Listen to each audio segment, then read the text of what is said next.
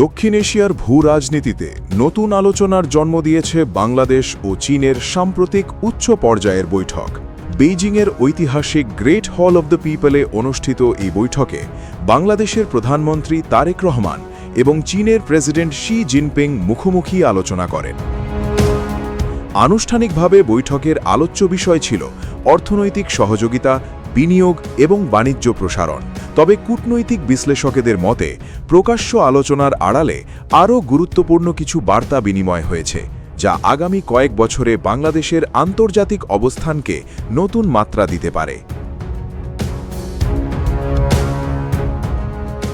সংশ্লিষ্ট সূত্রগুলো বলছে, এই সফরের অন্যতম প্রধান আলোচ্য বিষয় ছিল একটি সম্ভাব্য কম্প্রিহেন্সিভ ইকোনমিক পার্টনারশিপ বা বিস্তৃত অর্থনৈতিক অংশীদারিত্ব কাঠামো। এটি বাস্তবায়িত হলে দুই দেশের মধ্যে বাণিজ্য, বিনিয়োগ, শিল্পায়ন, অবকাঠামো উন্নয়ন এবং প্রযুক্তিগত সহযোগিতা আরও গভীর হবে।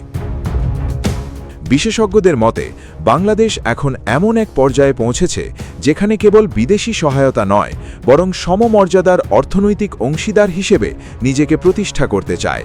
বেইজিংয়ে পাঠানো বার্তাটির অন্যতম মূল বিষয় ছিল এই আত্মবিশ্বাসী অবস্থান। বিশ্লেষকদের ধারণা, বাংলাদেশ চীনকে স্পষ্টভাবে জানিয়েছে যে দেশটি আগামী দশকের অর্থনৈতিক রূপান্তরের জন্য নতুন আন্তর্জাতিক অংশীদারিত্ব গড়ে তুলতে প্রস্তুত। বিশেষ করে উৎপাদন শিল্প, নবায়নযোগ্য জ্বালানি, কৃত্রিম বুদ্ধিমত্তা, ডিজিটাল অবকাঠামো এবং সমুদ্রভিত্তিক অর্থনীতিতে বৃহৎ বিনিয়োগ আকৃষ্ট করার বিষয়টি গুরুত্ব পেয়েছে। চীনও বাংলাদেশের ভৌগোলিক অবস্থান এবং দ্রুত বর্ধমান অর্থনীতিকে অত্যন্ত গুরুত্বের সঙ্গে বিবেচনা করছে।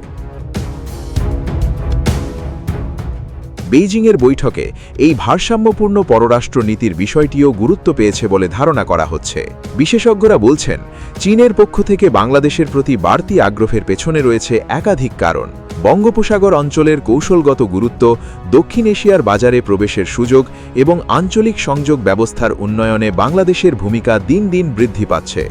ফলে বেইজিং এখন ঢাকাকে শুধু একটি উন্নয়নশীল অর্থনীতি হিসেবে নয়, বরং একটি গুরুত্বপূর্ণ আঞ্চলিক অংশীদার হিসেবেও দেখছে। রুদ্ধদ্বার বৈঠকের পর দুই দেশের নেতাদের ইতিবাচক মনোভাব এবং ধারাবাহিক সহযোগিতার প্রতিশ্রুতি আন্তর্জাতিক পর্যবেক্ষকদের দৃষ্টি আকর্ষণ করেছে। যদিও বৈঠকের সব বিস্তারিত প্রকাশ করা হয়নি, তবুও বিভিন্ন ইঙ্গিত থেকে বোঝা যাচ্ছে যে দুই দেশের সম্পর্ক একটি নতুন পর্যায়ে প্রবেশ করতে যাচ্ছে। বেইজিংয়ে পৌঁছানো বাংলাদেশের সেই গোপন বার্তা মূলত ছিল ভবিষ্যৎ অর্থনৈতিক অংশীদারিত্ব, বৈশ্বিক বাণিজ্যে বৃহত্তর অংশগ্রহণ এবং কৌশলগত ভারসাম্য রক্ষার একটি স্পষ্ট ঘোষণা। এই উদ্যোগ কতটা সফল হবে তা সময়ই বলে দেবে। তবে এটুকু নিশ্চিত যে চীন ও বাংলাদেশের নতুন অধ্যায় এখন দক্ষিণ এশিয়ার রাজনীতি এবং অর্থনীতিতে গুরুত্বপূর্ণ প্রভাব ফেলতে পারে।